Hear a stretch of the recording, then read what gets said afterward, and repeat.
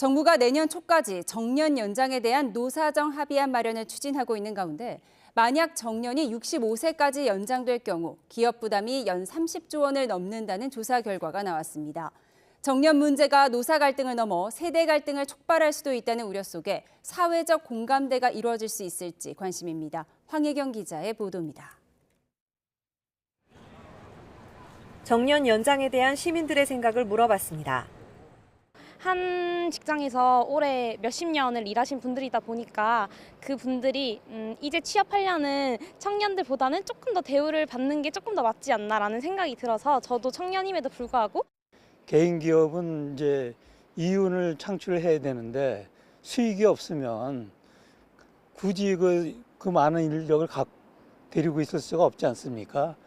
이해는 되면서도 뭔가 좀 국민연금에 대해서 좀 늦게 지급하려고 하는 약간 정부의 그게 또 있지 않나, 서로 상충되는 부분이 있어서 그 부분에 대해서는 조금 좀 절하나 하고 서로 의견을 맞춰봐야 되는 게 필요할 것 같다고 생각합니다. 노인 인구 1000만 시대를 맞아 정부가 정년 연장을 적극 추진하면서 논의가 급물살을 타고 있습니다.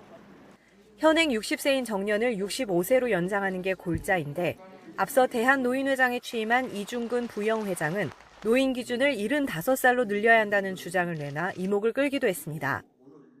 국가에서 정년 연장과 같은 제도를 도입한다면 정년 연장 첫 해에는 정년 피크 임금의 40%를 받고 10년 후에 75세에도 20% 정도를 받는 생산 잔류 기간을 10년간 연장하고자 합니다.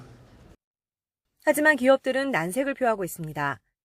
일단 인건비 부담이 큰 데다 조직 내 인사 적체가 심해지고 청년 신규 채용에 부정적 영향을 끼칠 수 있다는 주장입니다.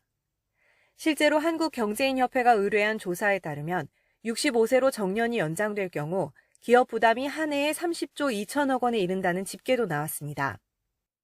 기업별로 그 규모 또는 산업별 특성 또는 근로자의 그 업무 특성상 여러 가지 그 다양한 변수들이 있을 수가 있는데 일률적으로 이렇게 정년 연장을 65세로 딱 법으로 못을 박는 것은 그 기업들의 그 준비된 여건들을 고려하지 않아서 상당히 많은 부담이 될 것 같습니다.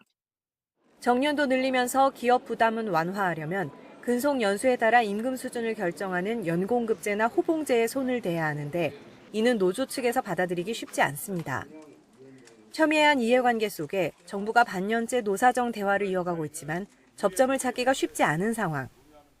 다만 정년 연장 필요성에 대해서는 모두가 공감하는 만큼 내년 초고령 사회 진입을 앞두고 합의안을 마련할 수 있을지 관심이 쏠리고 있습니다.